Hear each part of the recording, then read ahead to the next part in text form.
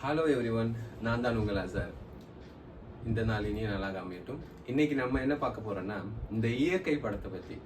இயற்கை படம் பார்த்துருக்கீங்களா? அது பார்த்தீங்கன்னா ஷாம், அருண் விஜய், அப்புறம் இன்னொரு ஹீரோயின் நடிச்சிருப்பாங்க.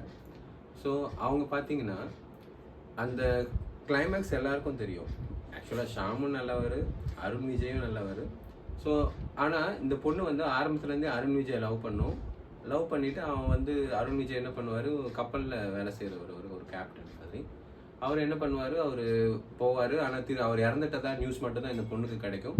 பட் இந்த பொண்ணு இருந்தாலும் அருண் விஜய் வந்து இன்னும் லவ் பண்ணிக்கிட்டே இருக்கும். பட் ஷாம் வந்து அந்த டைமில் அவங்க ஊருக்கு வருவார். அப்போது ஷாம்க்கு என்ன ஆகும்னா, இந்த பொண்ணு மேலே ஒரு லவ் வரும். இந்த பொண்ணுக்கிட்ட போய் ப்ரப்போஸ் பண்ணிக்கிட்டே இருப்பார். பட் அந்த பொண்ணு ரிஜெக்ட் பண்ணிக்கிட்டே இருக்கும். ஷாம் வந்து அவன் தான் வரப்போகிறது இல்லை, நான் தான் உன்னை லவ் பண்ணனே, என்னை கல்யாணம் பண்ணிக்கோ அப்படின்னு சொல்லுவார்.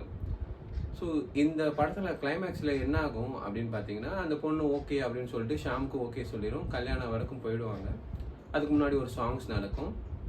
கரெக்டாக அந்த சாங்ஸ் நடக்கும்போது, அந்த கல்யாணம் நடக்கிறதுக்கு முன்னாடி அருண் விஜய் வந்துடுவார். ஸோ அருண் விஜய் வந்து என்ன பண்ணுவார், அந்த சாங் பார்த்துருப்பீங்க, அழகே அழகே அத்திமீறிடும் அழகேன்னு சொல்லிட்டு. அந்த பாட்டு நல்ல பெரிய ஹிட்டான பாட்டு. அந்த படமும் நல்ல ஹிட்டு. அந்த சாங்கில் என்ன ஆகும்னா, ஷாமும் கிறிஸ்மஸ் தாத்தா வேஷம் போட்டிருப்பாரு. இப்படி நடக்கும்போது கரெக்டாக வந்து அருண் விஜயும் கிறிஸ்மஸ் தாத்தா வேஷம் போட்டு வந்து அந்த பொண்ணை கையை பிடிப்பார். கையை பிடிச்சிட்டு முகத்தை காட்டுவார். அந்த பொண்ணு எந்த ஒரு ரியாக்ஷன் மீன்ஸ் யாரையும் பார்க்காம என்னவும் பண்ணாமல் உடனே அருண் விஜயை கட்டி பிடிச்சிரும். அந்த அவங்க கூட லவ் பண்ணுறோம். உடனே அதை ஷாம் பார்த்துட்டு ரொம்ப வெக்ஸ் ஆகி அவர் என்ன பண்ணுவார், அவர் கிளம்பி போயிடுவார். ஸோ இந்த கதை வந்து அந்த கிளைமேக்ஸ் வந்து நிறைய பேருக்கு டிஸ்டர்ப் ஆச்சு.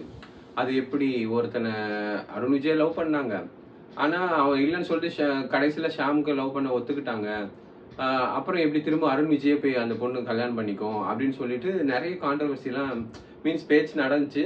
எனக்கு என் ஃப்ரெண்ட்ஸுக்கு கூட சண்டை நடந்துச்சு.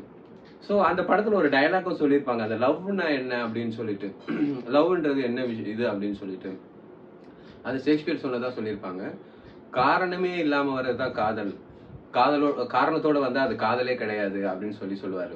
Love has no reason, if it has a reason that it's not love அப்படின்னு சொல்லியிருப்பாங்க.